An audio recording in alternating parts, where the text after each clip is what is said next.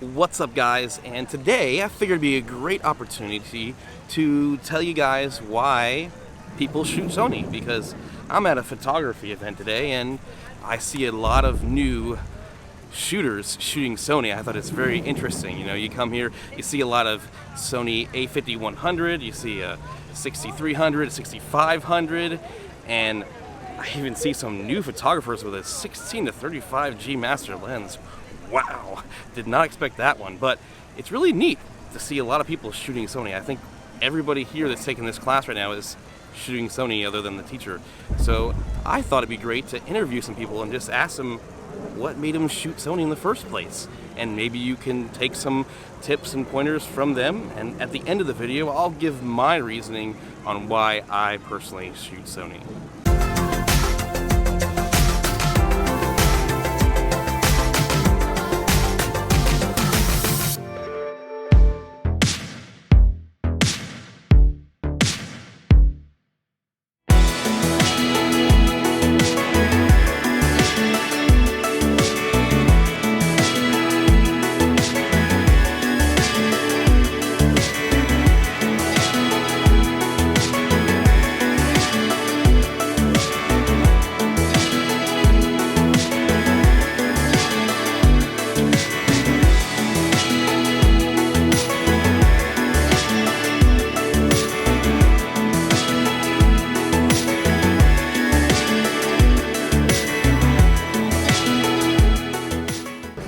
Cameras, I don't exactly know. It's just something that I started off with.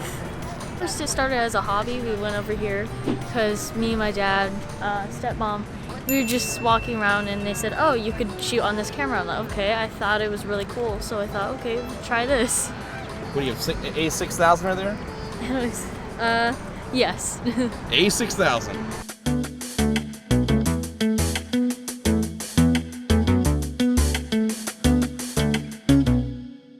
I shoot with a Sony A50-100, and I chose Sony because in the past I had a Nikon DSLR camera and I just never really used it because it was kind of too big for me to carry around all the time. So I started researching new cameras because I'm going to be traveling a lot, so I want to be able to take travel photography.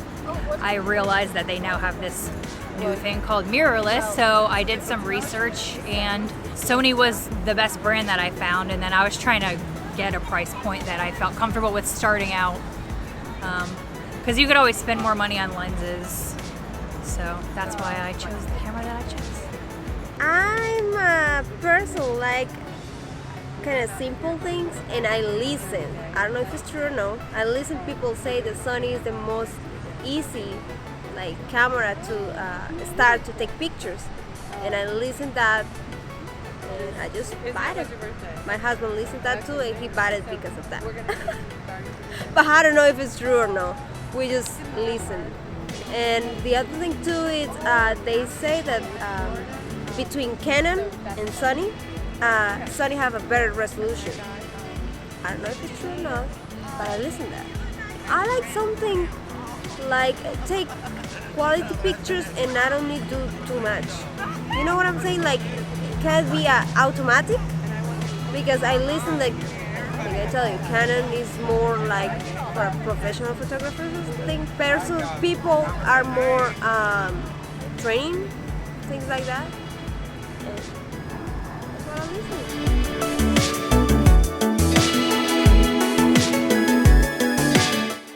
I teach photography classes in Orlando, Florida. My name's Danielle Werner, and our classes are all about enjoying the moment.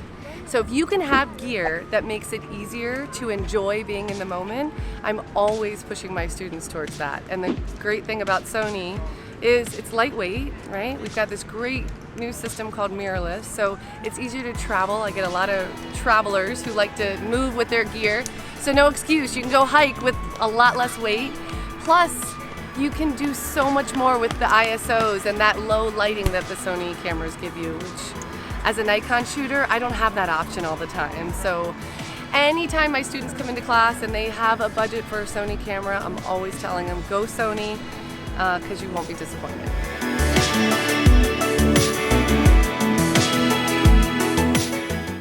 livewonderful.com is the name of my website and company. And again, it's all about living in the moment and enjoying being present to creativity and the fun we're having right now. So go to livewonderful.com and you can check out all kinds of classes here in Orlando, Central Florida, and hopefully expanding further soon. What's up, guys? I told you I'd give you my 2 cents on why I shoot Sony, but just want to thank Danielle for that really cool class, and my brother and sister-in-law. If you're watching this video, thank you so much for giving me an experience, because it was really fun. The class was more for beginners, and I'm a little bit more like intermediate, kind of a little bit on the pro end, if I want to toot my bell, but I still had a really great time. Anytime you get together or get a chance to get together with other like creators or photographers, it's just you have a good time. You can't really not have a good time, in my opinion. But it was still a fun night. I liked helping and people and talking about gear, because I'm a total gearhead. So it really excited me. I like meeting new people. It was really nice to meet all of you and shooting together that night, and I shot some pretty fun shots. This was another shot I was most proud of, and it was just one of those times where you don't always get a banger, but I felt like that was a banger shot right there. I really enjoyed shooting that night, and the class was very fun. If there are any beginners out there, you should definitely check out some more of her classes. She's really great with meeting with you one-on-one and really diving in and showing you what the settings of your camera does.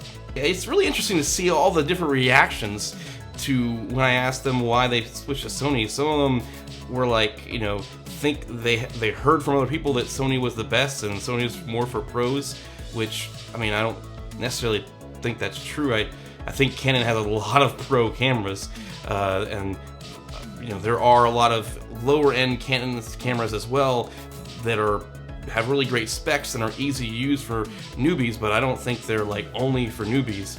Just like Sony has some lower end models and some really nice flagships. So I mean, I don't know where some of those people got that from, but it is very interesting to see the perspective of other people. And why did I shoot Sony? That's what you really want to know, and that's how I'm going to end this video off today, is I shoot Sony because I started off on the Micro Four Thirds Panasonic lenses, and I just could not take the autofocus, or the lack of autofocus, that is. And when I immediately picked up the Sony camera, I felt like it was just so much easier. It just took that one burden off my shoulders when I was trying to learn. And when I started, you know, using autofocus, and then I could figure out when I needed to use it and when I didn't. And it's just so nice to be able to throw my camera up on a tripod, hit record, and know that it's tracking my face right now. When I was shooting the Panasonic videos on YouTube, I was like trying to use the app and touch, and sometimes even when I touched my face, it still wouldn't really focus on my face. It might have been slightly off, and then I got it into my, you know, editing software, and I was like, oh my goodness, it's a little off. So the nice thing about Sony is it just, the autofocus works so wonderful, and it's a lot better hybrid camera. This A7 III is amazing for being hybrid.